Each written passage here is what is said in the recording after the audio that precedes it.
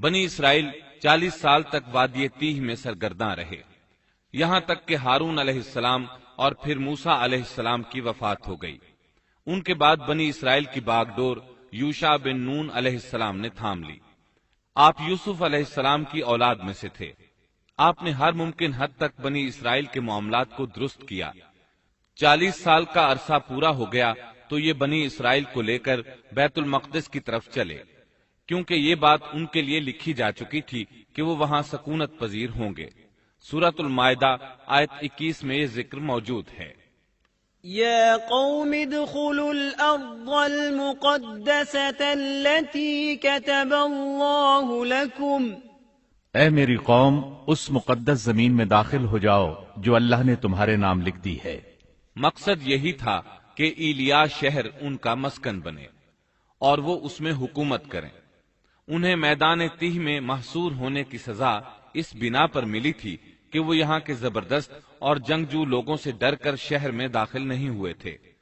40 سال تک واعظ و نصیحت کی وجہ سے وہ اس میں داخل ہونے کا پختہ عزم کر چکے تھے، اس لیے شہر میں داخل ہو گئے۔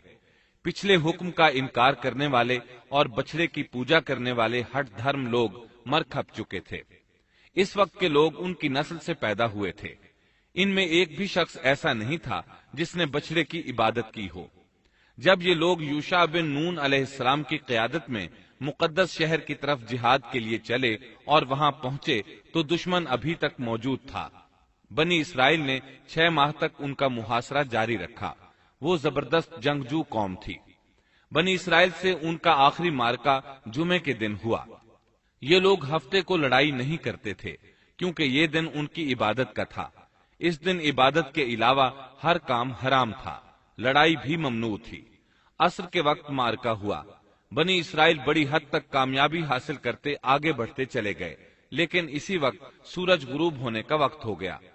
اس طرح صورتحال نازک ہو گئی۔ بنی اسرائیل جمعے کی شام سورج غروب ہوتے ہی ہفتے کے دن کی عبادت شروع کر دیتے تھے۔ اب اگر سورج غروب ہو جاتا تو وہ لڑائی بند کرنے پر مجبور ہو جاتے، اس طرح ان کی فتح درمیان میں رہ جاتی۔ اس موقع پر یوشع بن نون علیہ السلام نے سورج کی طرف دیکھا اور بولے، إنك مأمورة وأنا مأمور۔ تو بھی اللہ کی طرف سے مقرر کردہ ہے اور میں بھی اللہ کی طرف سے مقرر کردہ ہوں۔ یعنی ہم دونوں ہی اللہ تعالی کی مخلوقات میں سے ہیں اور اللہ کے حکم کے پابند ہیں۔ پھر آپ نے یہ دعا کی، اللہم احبسها علینا۔ اے اللہ، اسے ہمارے اوپر روک دے۔ رسول اکرم صلی اللہ علیہ وسلم کا فرمان امام احمد رحمت اللہ علیہ نے بیان کیا ہے۔ آپ صلی اللہ علیہ وسلم فرماتے ہیں، ان الشمس لم تحبس على بشر الا ليوشع ليالي سار الى بیت المقدس۔ سورج کسی بشر کے لیے نہیں روکا گیا سوائے یوشع بن نون کے۔ جبکہ انہوں نے بیت المقدس کی طرف سفر شروع کیا تو ان دنوں میں یہ واقعہ رونما ہوا۔ سورج کا اسی جگہ رک جانا اللہ تعالیٰ کا ایک عظیم معجزہ تھا۔ سورج اس وقت تک رکا رہا جب تک کہ فتح حاصل نہ ہو گئی اور وہ بیت المقدس میں داخل نہ ہوئے۔ یوشع علیہ السلام نے انہیں حکم دیا کہ رکوع کی حالت میں دروازے سے گزرو اور زبان سے کہو حطۃ، اے اللہ ہمارے گناہ معاف فرما دے۔ مطلب یہ تھا کہ گزشتہ سالوں میں ہم سے جو غلطیاں ہوئیں ان سے ہمیں پاک فرما۔ اللہ تعالیٰ سورۃ البقرہ آیت 58 میں فرماتے ہیں، وَإِذْ قُلْنَا ادْخُلُوا هَٰذِهِ الْقَرْيَةَ فَكُلُوا مِنْهَا حَيْثُ شِئْتُمْ رَغَدًا وَادْخُلُوا الْبَابَ سُجَّدًا وَقُولُوا حِطَّةٌ نَغْفِرْ لَكُمْ خَطَايَاكُمْ وَسَنَزِيدُ الْمُحْسِنِينَ۔ اور اس وقت کو یاد کرو جب ہم نے تم سے کہا کہ اس بستی میں داخل ہو جاؤ اور جو کچھ جہاں کہیں سے چاہو با فراغت کھاؤ پیو اور دروازے میں سجدے کرتے ہوئے گزرو اور زبان سے حطۃ کہو، ہم تمہاری خطائیں معاف کر دیں گے اور نیکی کرنے والوں کو اور زیادہ عطا کریں گے۔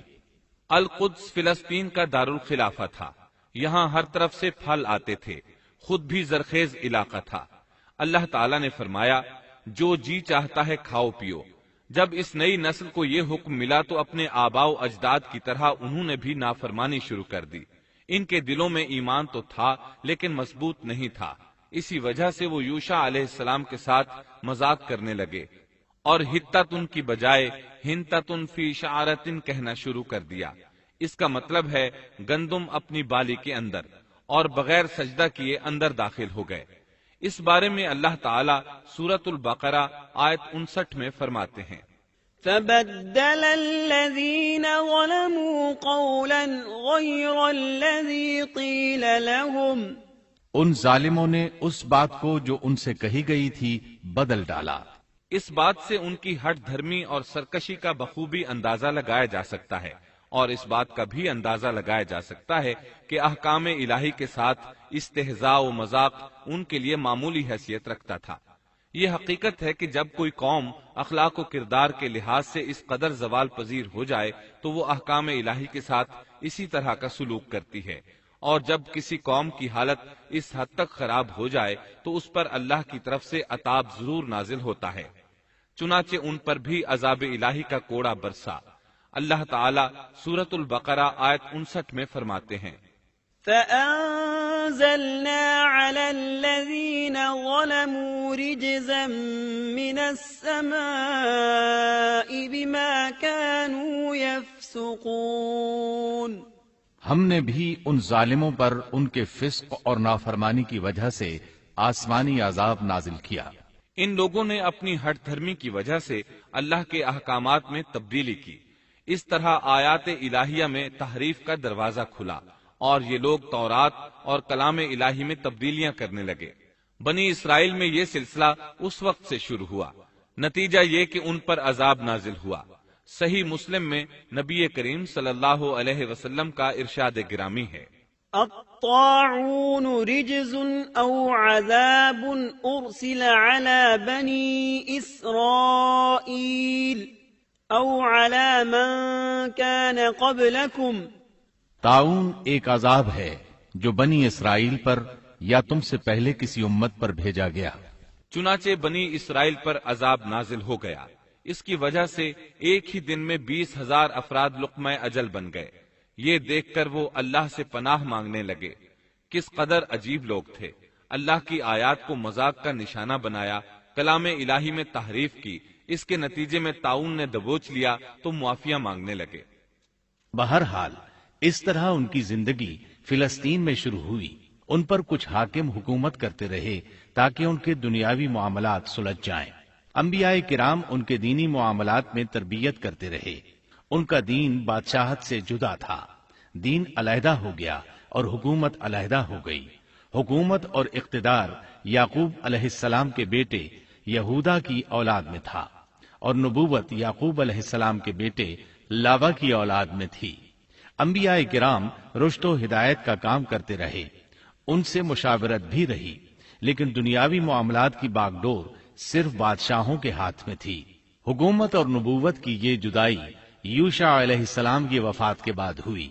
آپ نے 127 برس کی عمر پائی۔ یوشع علیہ السلام جب تک زندہ رہے وہ ان کے بادشاہ بھی رہے اور وہ نبوت سے بھی سرفراز تھے۔ یوشع علیہ السلام کی وفات موسیٰ علیہ السلام کی وفات کے 27 سال بعد ہوئی۔